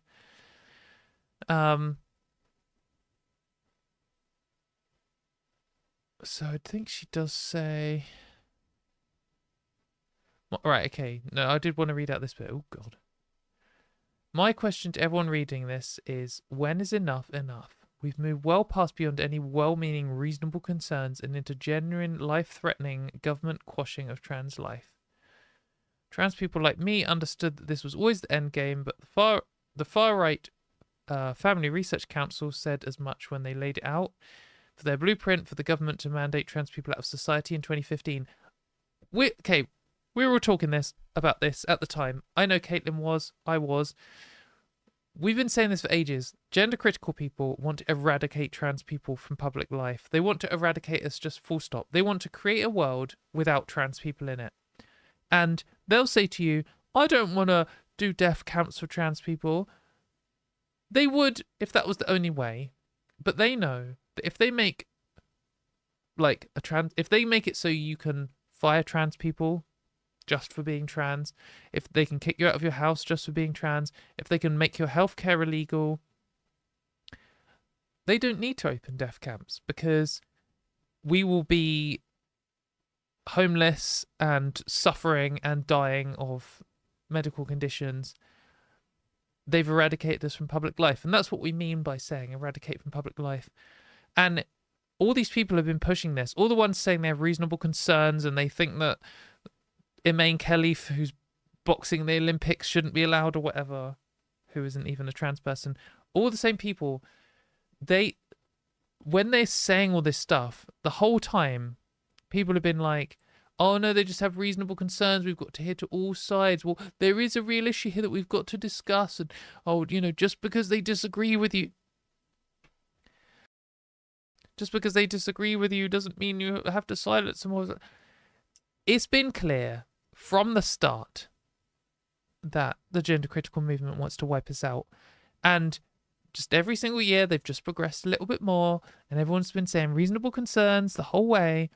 And now it's got to the point where the US government is trying to make transition healthcare illegal, or ban it for 275,000 people, which is, like Caitlin says here, gonna kill some people and directly endanger their lives.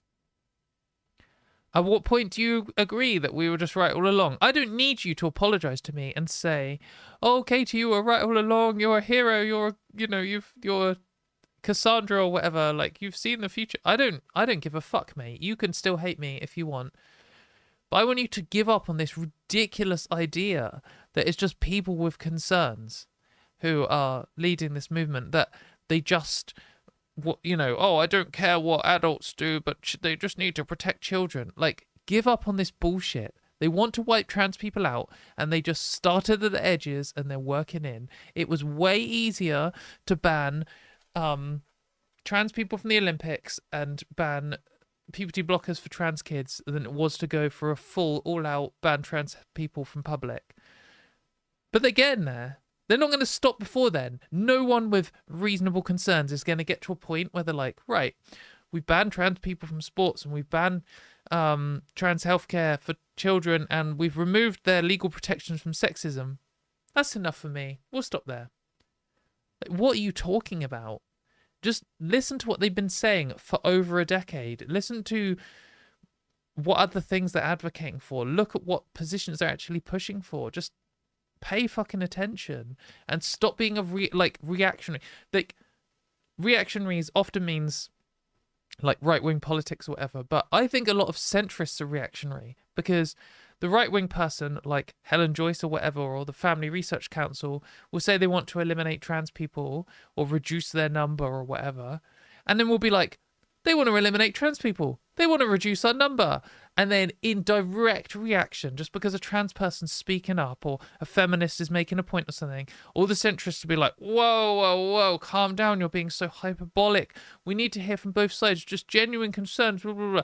That's a reactionary position too. Just stop being reactionary. Stop getting offended because a trans person's called you an idiot, and just look at actually what they're doing and ignore whether you've fallen out with some trans person on Twitter or not. Think about what the moral position is and just take that regardless of who's upset you. And it isn't this. This is evil and you know it.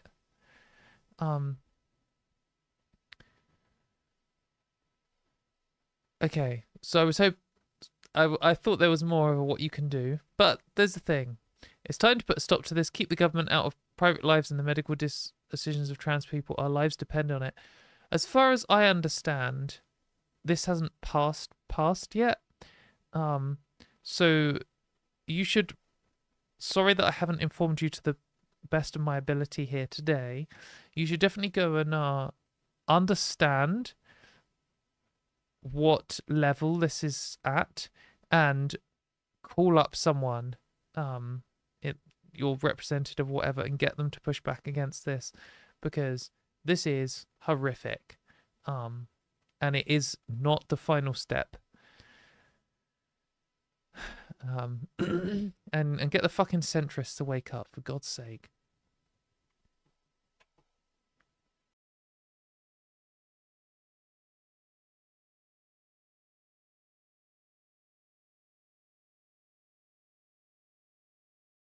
Right. I've run out of juice, I think. I'm feeling tired. I hilariously have to do some work now for my real job. And edit these videos and get ready for bed. Poppy decided to wee on my bed at 6 a.m. last night, which was very excellent. Thank you very much, Poppy. I think she's just down here. Look at this little rat. This little weeing rat who decided to wee on my bed whilst I was sleeping in it. Why did you do it? Do you want to tell the audience? No, you're embarrassed because it was disgusting. So I had to get up hours early and wash everything and throw Poppy out the house. And then, of course, she came straight back in 1 second later and was like, "Oh, you're up. It's breakfast time, is it?" She is a little rat. That's insulting to rats. Rats don't wee on beds. It's just this stinky cat here. But she's happy. She's healthy. She didn't wee on the bed because of any reason. It's sometimes, I guess it might have been raining or something. It's so comfy and warm on the bed, and or maybe I annoyed her earlier in the day. I don't know. She seems to do it like 2 or 3 times a year, and she just has for the last like 5 years. And I don't think she's ill. I don't think she's distressed. She might have been grumpy. I don't even think she was grumpy. Sometimes, like, I go away for a week, and when I come back, she's super all over me, but she's also bites me and tells me off. And that's when she'll wee on the bed, like that night. Or when I have like a party and I have loads of friends over, and then everyone goes home, and then the next night, that's when she wees on the bed. Or on a pile of clean clothes that I've foolishly not put away. But yeah, she's good. She's doing fine. Yeah, not all cats wee on the bed. Not all cats wee in the house. One of my parents' cats is weeing in the house, but he's really old, and the other one isn't and hasn't ever. So I don't know. Just some cats. She doesn't have a litter tray in the house. I know some people are opposed to cats going outside, but Poppy is not a killer. She's killed a bunch of bugs.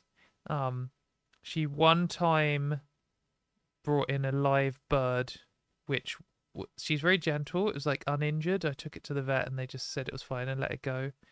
But she is almost. I really don't think she's ever killed anything. And when she goes out and she does a wee. She rubs her face on the garden fence, and then she comes straight back in. That's like her. She does a little route, and it takes like 2 minutes total. And that's all she does. She just stays inside the rest of the time. She's quite happy. So yeah. Anyway, I don't think she has kidney problems. I really think that she just sometimes does it. Either it's raining and she doesn't want to go out, or she can't be bothered, or she's grumpy at me. They're usually the reasons. I don't think she'll do it again tonight. She better not. I'll lock her out if she does. But anyway, thanks for watching, everyone. I'll see you next week, same time, 8 p.m. UK time. Yeah. Let's hope there's not any news, and then we can just talk theory instead. That'd be exciting. Or we can do if anyone's got any questions about trans stuff, you should call into the Transatlantic call-in show. But if you want to hear me answer them, then you should call into their show, and then you should also ask me to answer them. And maybe when we have a gap in the news, if ever, I can cover one of those too. But yeah, I hope the stream was good. I hope you all enjoyed it, and I will see you all next week.